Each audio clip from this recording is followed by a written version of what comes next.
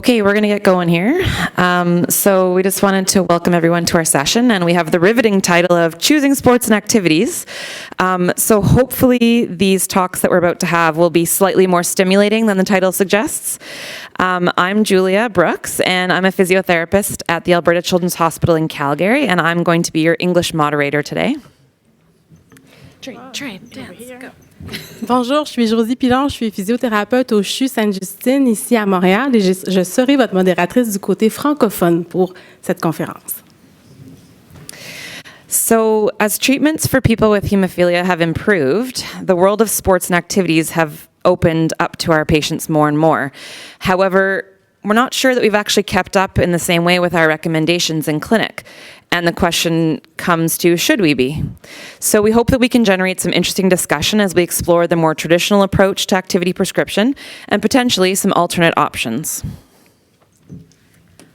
Nous vous demandons, s'il vous plaît, de conserver vos questions et commentaires pour la fin de la présentation. On va nous faire plaisir de les accueillir et de demeurer vigilants et à l'affût de vos appareils mobiles parce qu'il pourrait y avoir des questions interactives à la toute fin.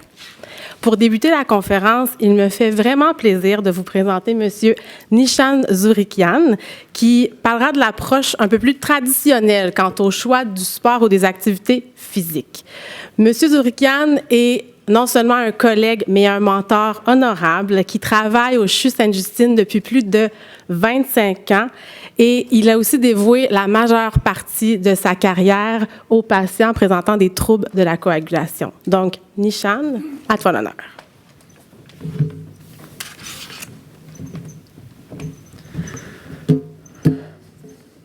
Thank you, Josie, for the very nice introduction, and thank you for designating me to be the old school point of view person who's going to be giving this section. So my point of view is going to be based on my 25 years in hemophilia, my implication in sports physical therapy during and before that, working with my good friend and mentor, Dr. Georges Rivard, and following our patients from pediatric age until well into young adulthood and middle adulthood.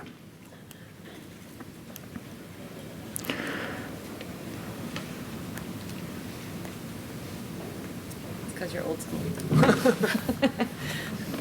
Right. Forward. Yeah, it should be that one. Pointer. Oh, there you go. You got it. So I'm not going to bore everybody with this, but in the literature, there are certainly many benefits of physical activity published in people with hemophilia and in the general population. And it's known that it's one component in weight management, and it's very good for many musculoskeletal benefits. And more importantly, perhaps, that we sometimes forget is it improves quality of life and mental well-being. And even in the absence of weight loss, physical activity maybe it's not that important for the children, but as they grow older, it has been proven that physical activity does lower risk of many non-communicable diseases. So, sticking to the notion about the mental well-being, one of the major draws to team sports and group activities in the young boys with hemophilia, and even as they get older, maybe the acceptance that they gain and the belonging and friendship that they may sometimes feel when they are isolated and not allowed to participate in the culturally relevant sports that their peers belong and their peers participate in.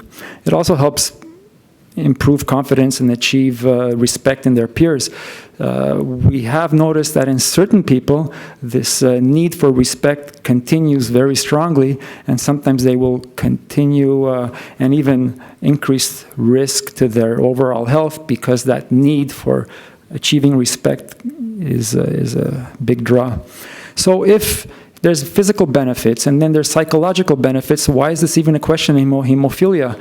Participation in culturally relevant sports such as hockey in Canada and soccer in most of the rest of the world is very attractive to most boys, but not all boys. I'm sure we have certain boys in our clinic that are very happy not participating with their team sports, and their joint outcomes are not any worse than people that would be participating.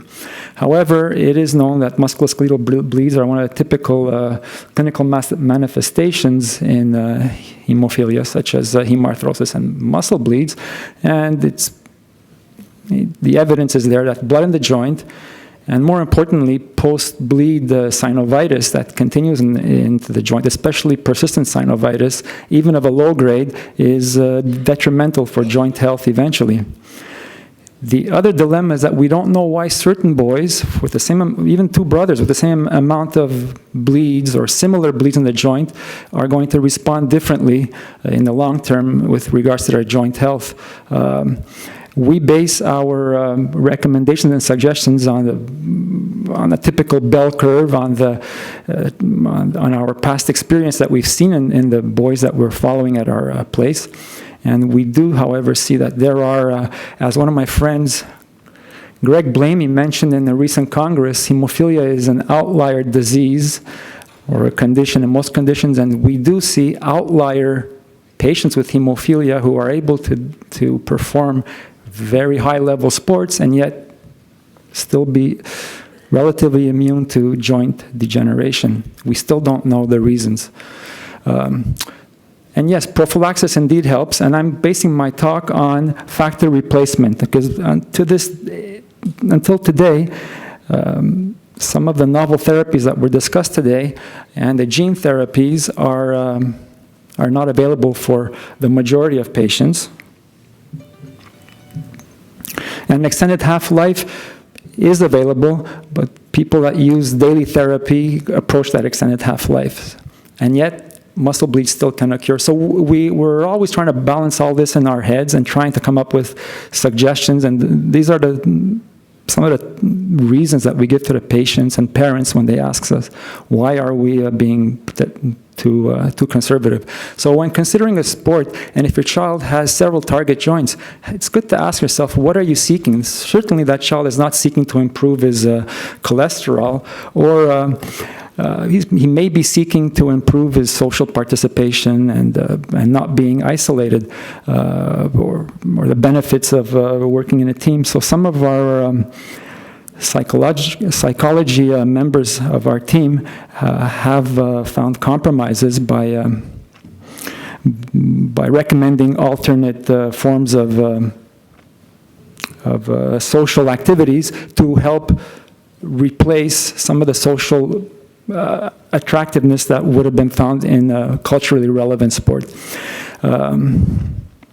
And then different sports. As we all know, bodily contact sports, this is a no-brainer. You can have serious musculoskeletal bleeds, if not trauma to vital organs, and life-threatening.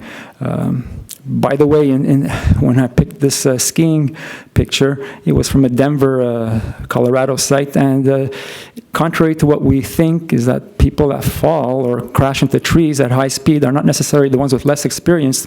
Apparently, in the U.S. Skiing Association, the statistics show that the median average age was 30-year-old, moderate experience, and was wearing a helmet, who crashed into trees.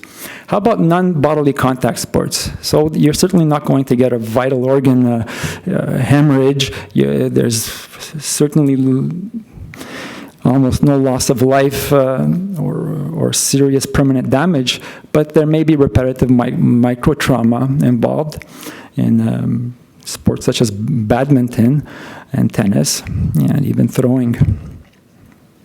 So what is there left? It's almost doom and gloom. Many sports that they're choosing, we're always finding, well, you can get into. So I forgot to say that one of our main drivers of this, and of our clinic director and of the whole team, is to bring the child up to the, perhaps rightly, perhaps wrongly, up to the age of 18, when they can decide what to do with with the most healthiest joints possible at what cost. So with no surprise, our clinic's major suggestion and recommendation is swimming because there is no impact, no bodily impact, and they can achieve most of the other social happiness and participation and goals and participating on trips with the team, going and so forth. So my last slide is to ask, is there a compromise even necessary these days between having a child who has been told he can only swim, however he doesn't like swimming, the pool is too far, he prefers to play football, but the parents insist he won't, so he will have most likely healthy joints if he swims all the time or cycles on a stationary bike, but he will likely be partially unhappy because of doing something that he doesn't like and because of isolation. Or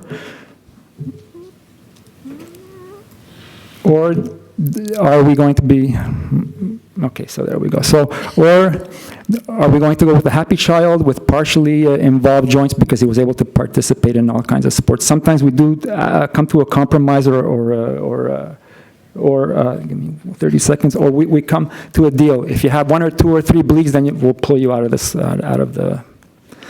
So my last slide is, with these new medications, is it going to be possible to have both a happy child and healthy joints? Because right now at our place, that is not what is happening. 10 minutes. Thank you so much. Merci, NICHAN. C'est gentil.